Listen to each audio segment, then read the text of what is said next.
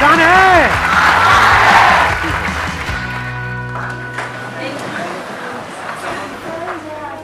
Mic लेकर के बोल दो। Good morning sir. Good sir morning. आप पहले से ज़्यादा हैंडसम लग रहे हो। बोलना नहीं चाहिए, ऐसा लग रहा है जैसे हनीमून पे जा रहे हो।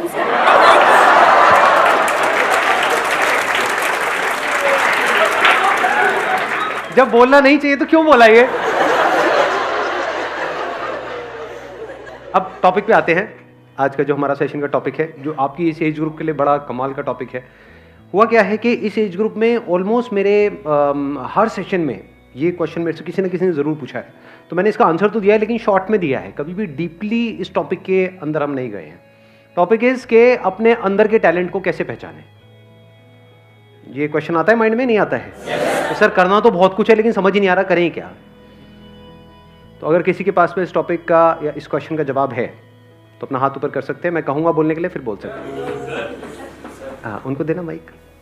सर पहले साइलेंटली अपने आप को देखें कि तुम्हारे अंदर क्या अच्छा है, किस चीज़ में तुम बेस्ट हो, किस चीज़ में तुम अच्छे हो। तो इससे तुम्हें प्लस पॉइंट होता है कि तुम्हें पता चलता है कि हाँ इस फील्ड में हम अच्छे हैं, तो इसमें हम सक्सेस। लेकिन यहाँ पर एक प्रॉब्लम है बहुत बड़ी, क्योंकि अभी आप लोगों की एज इतनी ज़्यादा नहीं है, इतना कुछ किया ही नहीं है लाइफ में, तो समझ ही नहीं आएगा कि मैं किस में अच्छा हूँ।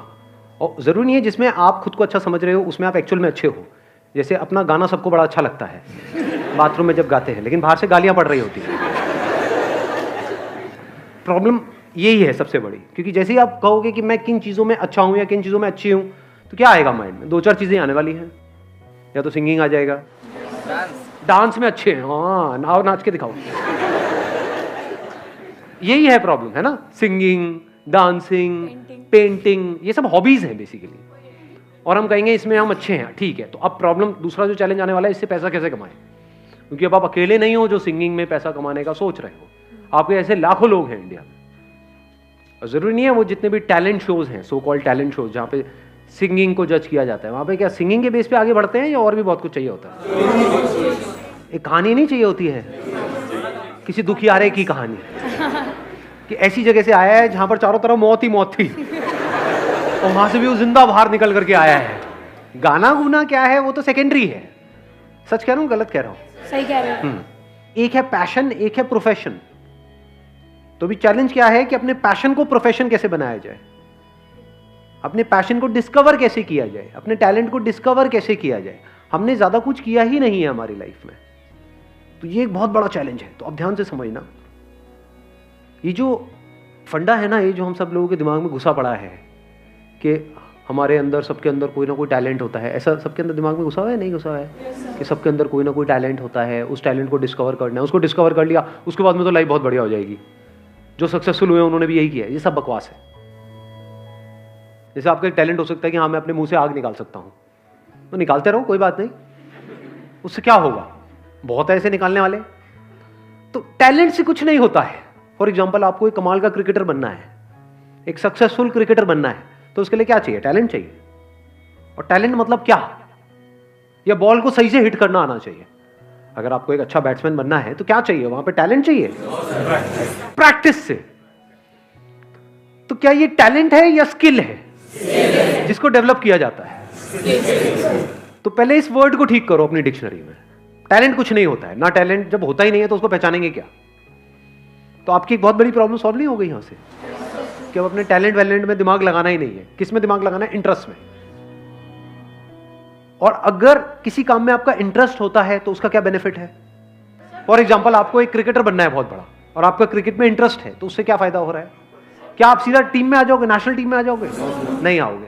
उससे क्या फायदा होगा? लेकिन एग्जैक्टली इंटरेस्ट से क्या एक बेनिफिट आपको मिलता है? सिर्फ एक बेनिफिट मिलता है। सबसे पहला जो स्टेप है ना, वो है इंटरेस्ट।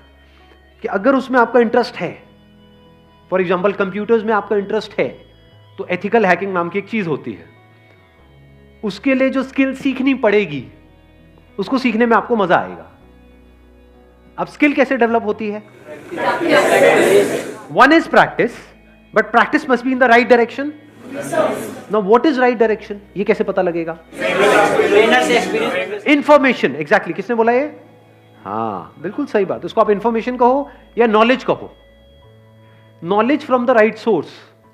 तभी तो एक कोच की जरूरत होती है।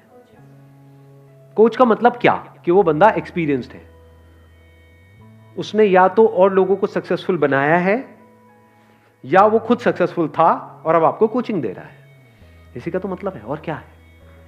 तो वहां पर क्या चाहिए हमको? नॉलेज चाहिए from the right source. Knowledge भी कहां से चाहिए? वो बंदा जो उस फील्ड में एक्सपर्ट हो। अब अपने इंटरेस्ट को कैसे आइडेंटिफाई करें? क्वेश्चनिंग से कुछ नहीं होता।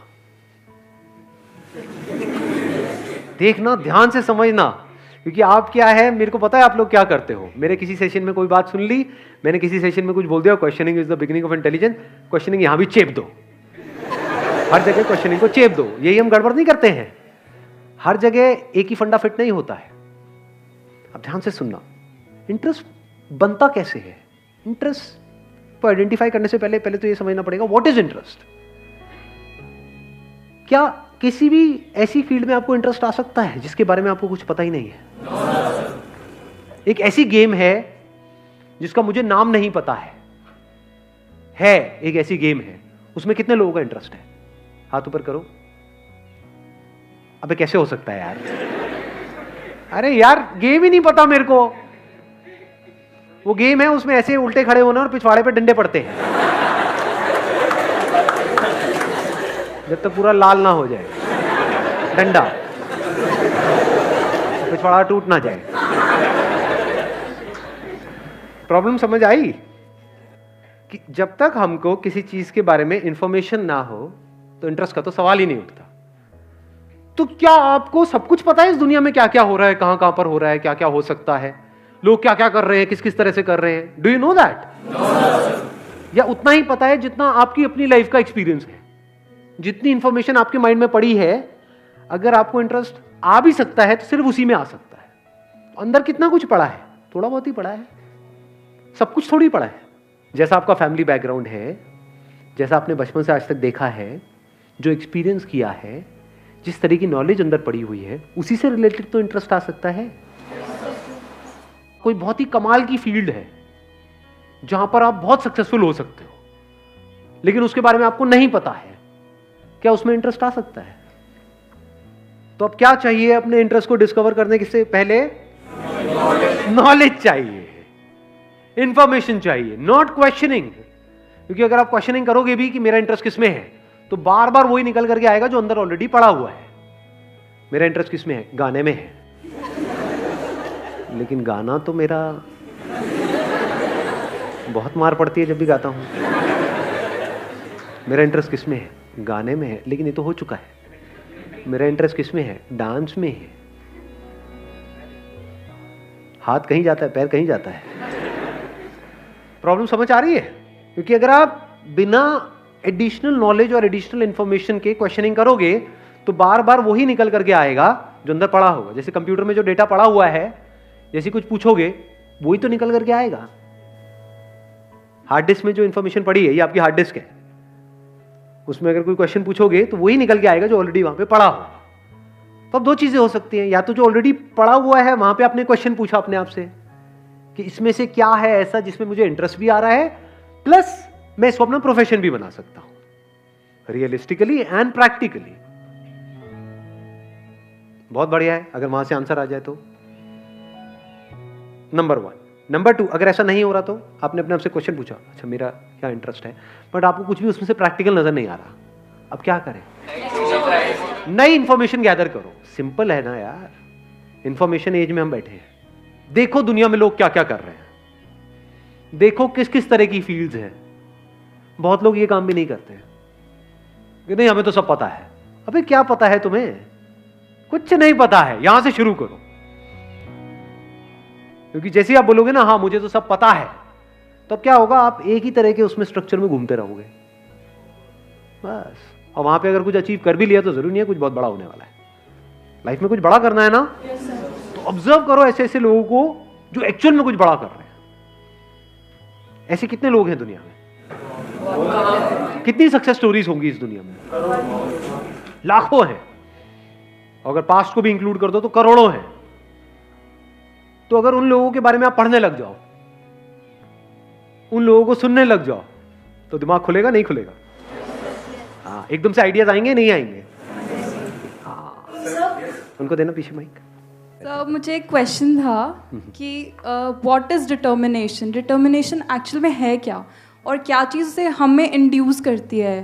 डिटर्मिनेशन इज कि कुछ भी हो रहा है लेकिन हम अपने ट्रैक पर रहे। What ever is going on, बाहर भी और हमारे अंदर भी बहुत कुछ चलता रहता है ना। ये छोड़ो, क्या पड़ा है, ये है वो है। बाहर भी लोग बोल रहे हैं छोड़ो तेरे से नहीं हो पाएगा, ये है वो है।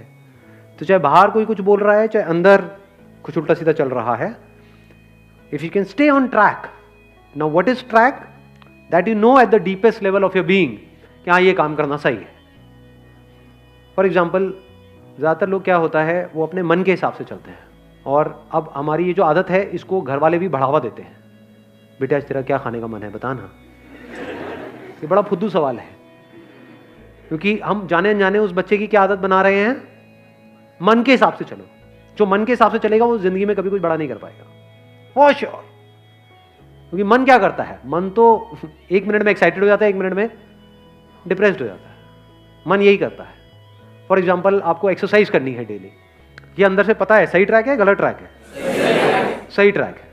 लेकिन जब करोगे तो कई बार ऐसा नहीं होगा। जब अब वर्कआउट करोगे, कितने एक्चुअल में करते हैं वर्कआउट डेली बेसिस पे? बाकी खेलते रहो पबजी बैठे बैठे।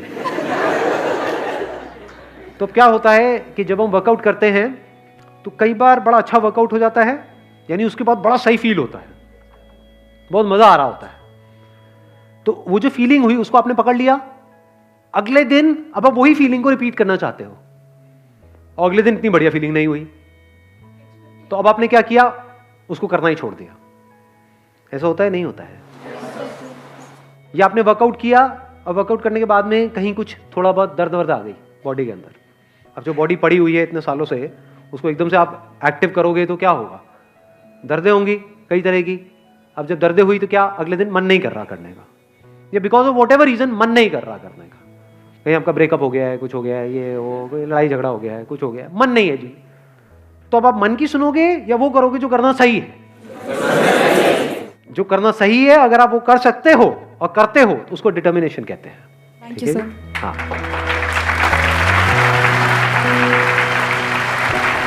चलो जी, wish you all the very best. Thank you so much for coming.